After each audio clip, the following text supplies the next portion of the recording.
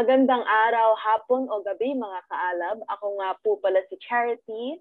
Ako naman si Sin. Ako si Jed. Hi guys, ako si Matthew. Hello, ako si Jonathan. At maligayang pagdating sa aming podcast, Patay Sindi.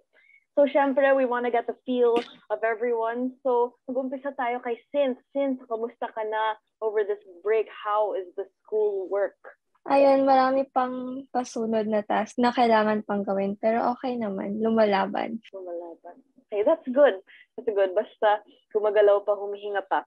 Okay, of course, we can move on to Jed. Musta ka na, Jed? How's school? Ayun, overwhelmed since kagagaling lang sa break. Pero kaya naman. Sana. That's good. Ayun. So, kaya nyo naman. Okay, that's good. So far, so good. So, si Matthew, how are you? Ayun, wala pa ako nagagawa. Tapos, medyo masaya din kasi kagaling lang sa break. Tsaka, tayo lang yung may independent learning week. Kaya, shoutout sa DLSU.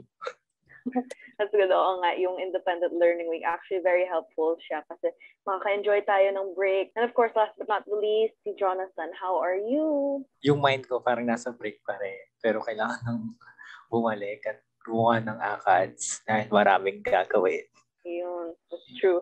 Ako din, I was doing schoolwork over the break. So what I noticed is that we are working and thinking about our requirements, which leads us to our topic for today, which is burnout. So ano nga ba ang burnout? So burnout, this is the physical, mental, and or emotional exhaustion that typically comes from overworking oneself, and this leads to an inability or demotivation to work. So this is actually a very common thing today. I feel like when you talk to people, when you talk to anyone, you can probably hear anyone at some point saying na nababurn out sila. So with that said, I want to ask you guys, what is your understanding of burnout and what causes it? Siguro we can start with Sin. Hello. So for me kasi yung burnout, it usually happens when someone have so much task on their plate na umaabot na sa point that they no longer know how to manage it or how to make everything work. And umaabot sa times na you no longer have time for yourself or everything just becomes exhausting and annoying. And umaabot din sometimes na you would just want mag-stop na lang yung lahat ng ginagawa mo and, kalimutan yung lahat and para lang makapag-rest. Oh, tama yan. I agree with that.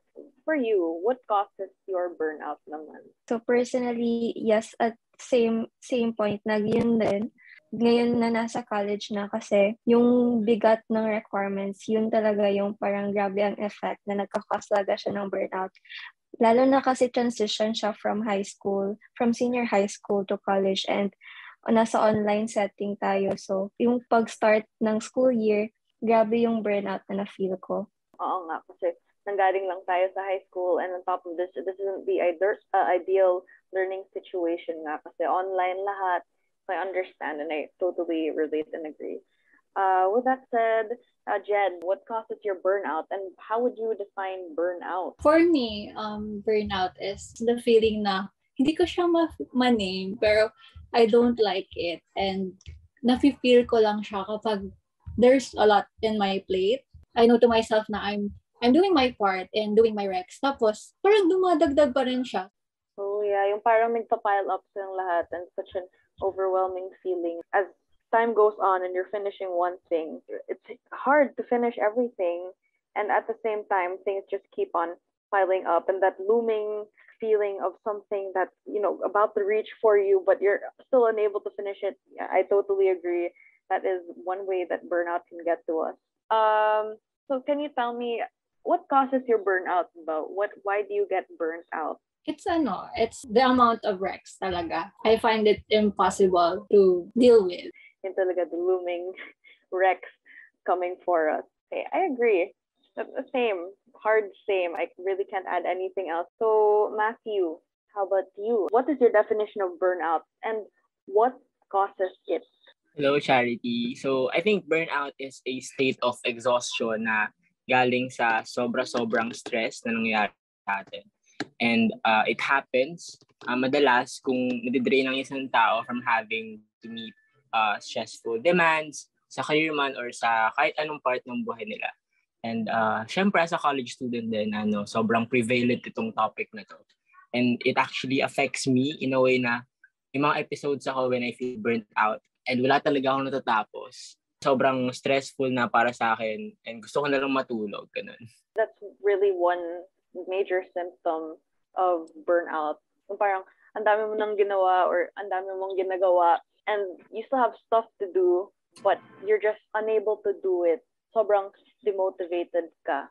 So is that what causes your burnout or are there more things that contribute to your burnout? Yes. Meron. Feeling ko yung primary cause ng burnout ko is working too much and walang enough time para makipag-socialize and mag-relax. Kasi syempre dati yung school, yung quote-unquote workplace natin and sa bahay yung supposedly tayo magre-relax. Pero ngayon, since online class, sa bahay tayo nag-work and sa bahay din tayo nagre-relax. So, hindi natin alam paano kung saan natin ilalagay yung time natin para mag-work and mag-relax. Oh, I like that you pointed that out kasi that's true, no? That is a big contributing factor to our burnout. Thank you for that.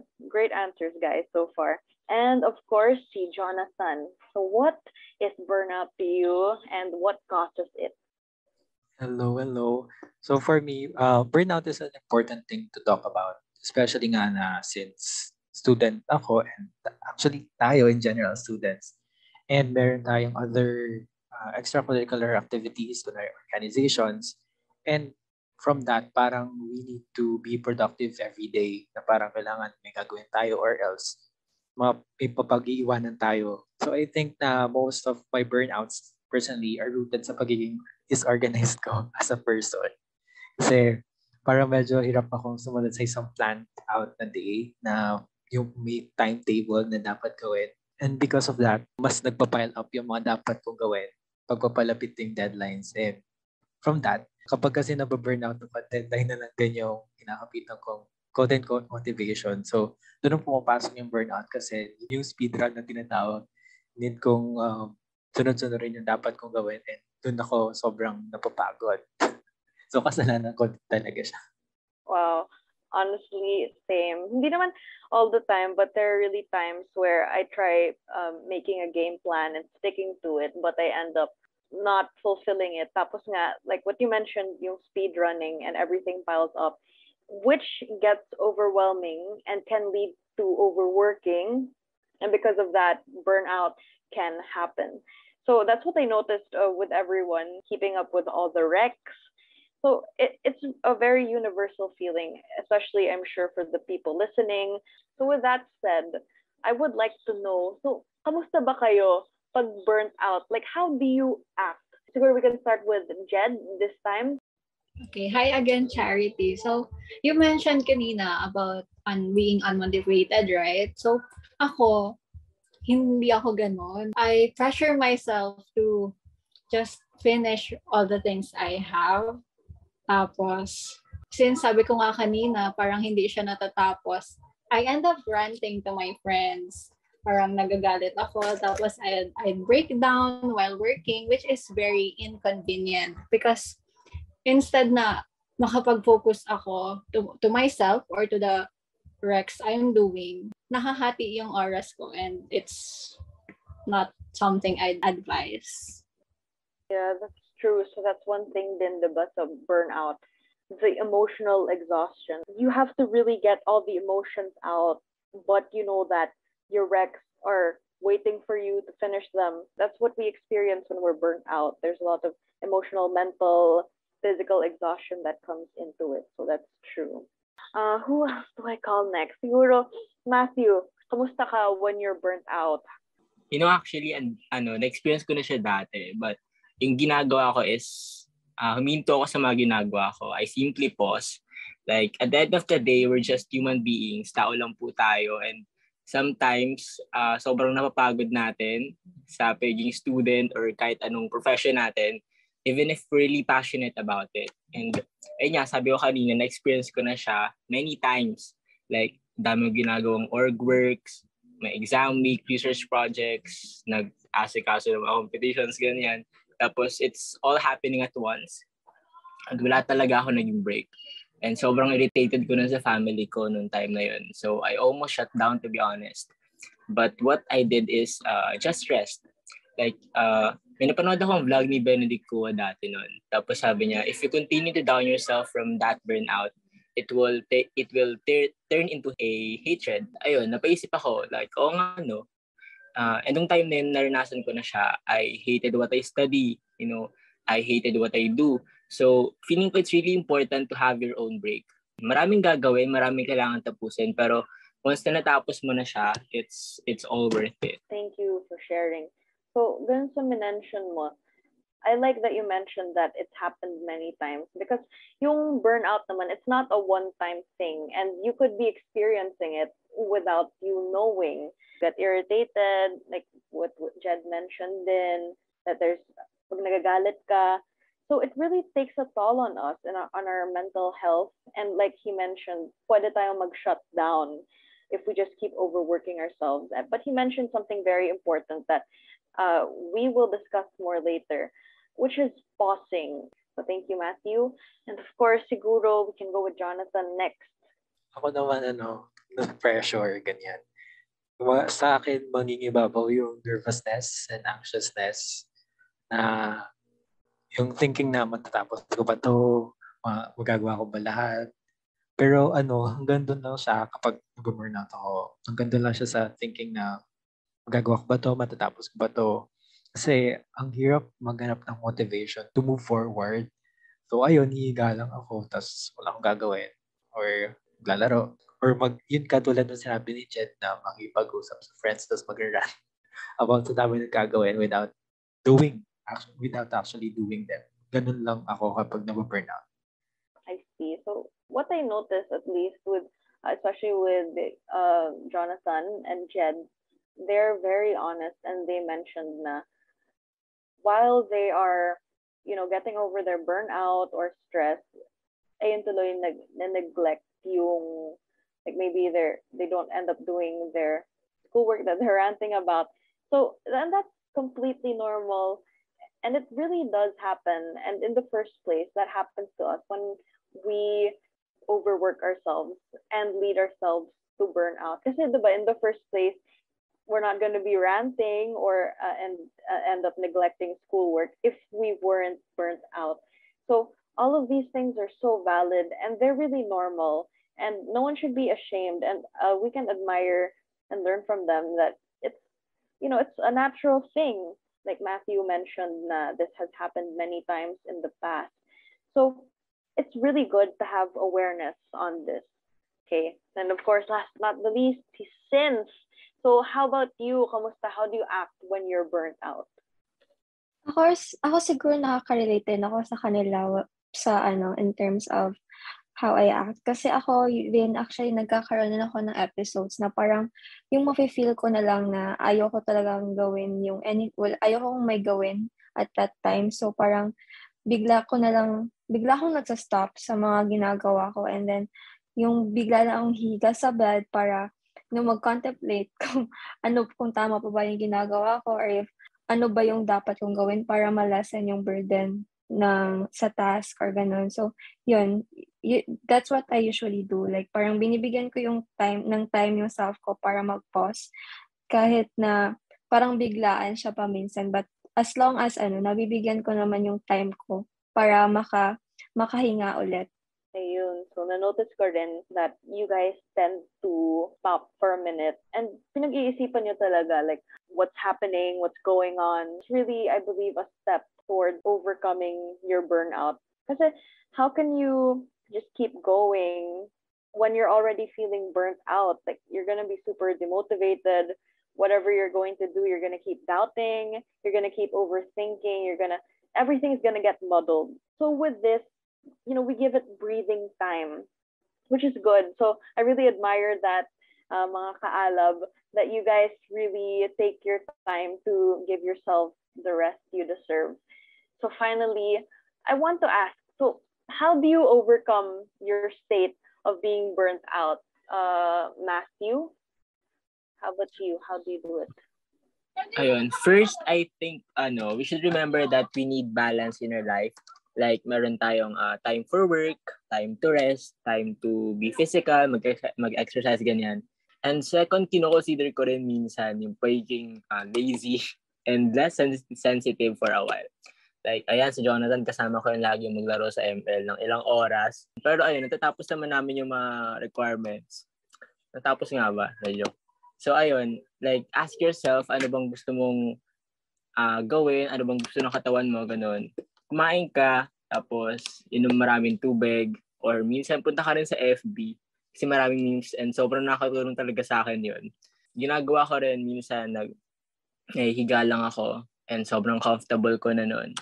And ayun, you must remember that it's not permanent, and it can take a long time to heal depending din sa situation ng burnout mo. That's true. Unwinding is super important when we're experiencing burnout. We need to have that rest. We need to breathe and just do things that we like, we enjoy, and of course, to just take our time, close our eyes maybe, and just set aside time to breathe. Siguro, how can we go about this? Siguro, Jonathan, you go next since na-mention ka ni Matthew. Yun nga eh. Siyempre, parang since na-mention ako, medyo save lang kami ng gagawin. Pero first, inisip ko muna, how would the Lasallian respond in overcoming burnout? So naisip ko, I think a Lasallian would respond to this issue by manifesting the virtues of silence and being reserved. Na yun nga, yung pagiging strong and pag-strive hard despite any challenges. But for me, katulad ni Matthew, I'm more inclined to taking a rest first and taking a step back. So having a deep breath and reassessing myself before moving forward. Cliche man sabihin, pero work-life balance lang din talaga yung ginagawa ko. Mas binibigyan ko ng importance yung lately, yung mental health ko. So I really prioritize sleeping para ma-relax mode ako. And yun nga, yung paglalaro namin ni Matthew lagi. Lately, kasi nga break yan. And then, finding motivation then to keep going. Ayun. So, medyo similar nga sila. I like how you incorporate din nga yung Lasallian values and virtues. So, especially as Lasallians, dapat talaga that stands out with us that we can overcome burnout. So, great job. Tama nga. You know, if you have a healthy mind, everything follows afterwards. So, with that, siguro since, how about you? Paano mo na-overcome yung burnout mo? Actually, I find this weird. Pero what I usually do kapag, tinitingnan ko yung schedule ko and then tinitingnan ko yung mga listahan ng gagawin ko. And then, with that, I just rearrange everything. Parang nire-rearrange ko yung mga tasks na dapat kong gawin. Kung kailan ko sila dapat gawin, ano dapat yung uunahin ko. Tsaka nakadepende sa urgency, pati sa weight ng task. Kasi for me, the mere fact of arranging my schedule, somehow it gives me somehow a peace of mind. And it allows me parang nare-refresh or nare-restart yung day ko, nare-restart yung mindset ko, ganun. So, less yung stress na nafe-feel ko pag ganun. Tsaka mas kumakalma ako pag meron naman akong bagong set ng susundin na gagawin, ganun. Pero sometimes naman, yun talaga, important yung rest. Na kahit 30 minutes lang yan na nap or isang episode lang yan ng favorite mo na series, nakaka-help rin talaga siya para ma-overcome yung burnout. Oh, I like that. Actually, yeah, that's unique. But it is a way to certainly unwind because everyone has different styles. Everyone overcomes burnout in different ways. When there's monotony in your life and things are just, you're just completely sticking to a schedule, I can see how that would lead to exhaustion when nothing new is happening. So by rearranging things, it adds a new flair of siguro like readjustment. So thank you, Sins. And of course, si Jed. Yeah. Na-overcome ko naman siya kasi if hindi, I think I wouldn't be here now talking about it. Ang panapansin ko, halos pare-parehas kami ng way of overcoming burnout. But for me, I guess, I treat the rest as a reward to myself. Sometimes then, the reward can be different. It could be a Shopee purchase or like just kain sa labas. Just to give myself a new environment, a new thing to be distracted on para malayo ako dun sa toxic environment na nagko-cause sa akin ng burnout. Ayun. So I like that you mentioned reward. Kasi yung dopamine, which is also, as we know, I don't know if you guys know, probably yes, it's the happy hormone, si dopamine. It's very strongly connected to pleasure and reward. So when we're expecting a reward, parang nagkakaroon tayo ng overflow, more production. And all these things just really give us a break and let us breathe, not just our bodies, but also our minds. So that's super important kasi diba, when we're burnt out, how can we continue going on? If we're tired, like, can you expect a horse to keep running after it's run for hours already?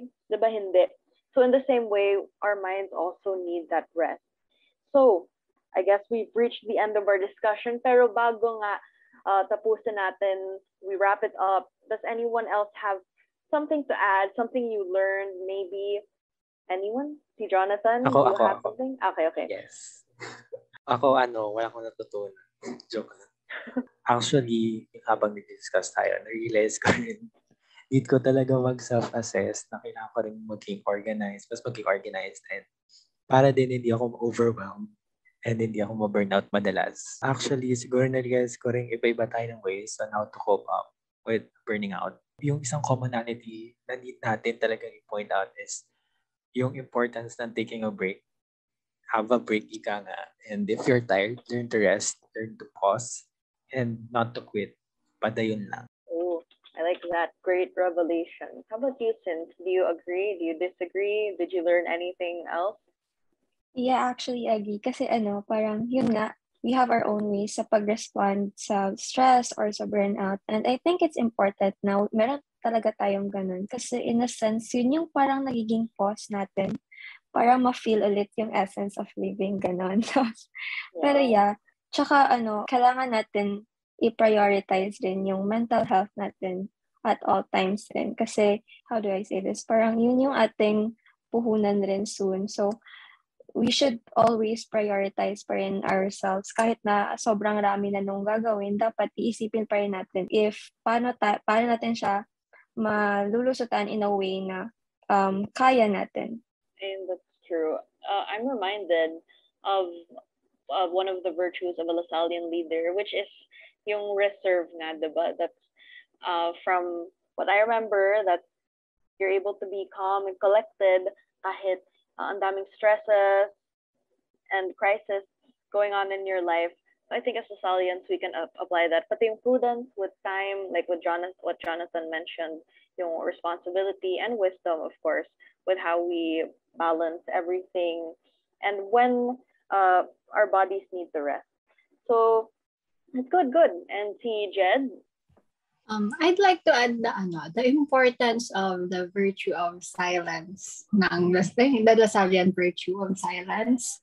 Kasi, di ba, sabi ko kanina, I rant about the Rex, tapos I break down. A true Lasallian with this virtue would know how to spend their time wisely. Like, I would know na, instead of ranting, I should have been resting and focus on myself, or just do the Rex instead, or just anything na is productive. Yun lang. And sabi nga din nila yung importance ng rest. Yeah, I agree. Tapos I like that you related it to the virtue of silence, kasi that's true. Sometimes we just have to really brave through things, or just really take a step back and reevaluate what we need to do at that time. And last but not the least, T. Matthew, is there anything that you want to add? Ayun, and gusto ko rin i-relate yung topic natin ngayon sa virtue ng patience. Like, patience din syempre katulad ng sinabi ko kanina, it's not permanent, temporary lang tayo, matatapos din siya. Like, yung sa dulo yung gusto kong tignan, and reminding myself na matatapos din to. And thankfully, natapos naman siya lahat. And sana yung patience din na virtue is hindi lang siya yung maghihintay tayo na matapos yung burnout natin, gano'n. need din natin ng support system na makakasama natin habang may mga episodes tayo na gano'n. And alam niyo, it's important to realize and accept na may burnout ka in a sort of way. Like, so you need to treat yourself as a recovering patient. Ayun, ibig sabihin ito, you need to create the opportunity to rest a lot, ayun, to get things off your chest, magkat ng obligations, and ayun, pay special attention din, syempre to sleep, relaxation, exercise, and also yung nutrition mo, importante yan. Like, walang one-size-fits-all manual of how to recover from burnout. Maraming causes and circumstances leading to it. Syempre, iba-iba tayo, and may iba-iba rin tayong recovery strategies, katulad nga nung sinabi ng iba kanina. Ayun, I like that. Very good answer. That we have to treat ourselves as a recovering patient. I really like that analogy because it's true. And I also like that he mentioned that there's no one-size-fits-all remedy for burnout because, you know, as individuals, we all have our own quirks, our own ways to get over things, which is true. So we really have to find ourselves and really listen to our bodies. Like, so that's good. So what we can take away from today's podcast is that we really need to take time to rest. We have to reevaluate. And during that reevaluation, we can ask ourselves, ano nga ba, like, what's going on, what's causing it, and what can we do about it? This is already a testament that everyone is different and everyone has different causes, triggers for burnout, and as well as different ways to recover. So with that said, thank you for listening to our podcast. And I appreciate everyone's wonderful answers. And I hope you, listener, did as well. So paalam mga kaalab and take care. I love you. Yay. Bye, guys. Bye, guys. Thank you for Bye listening. po.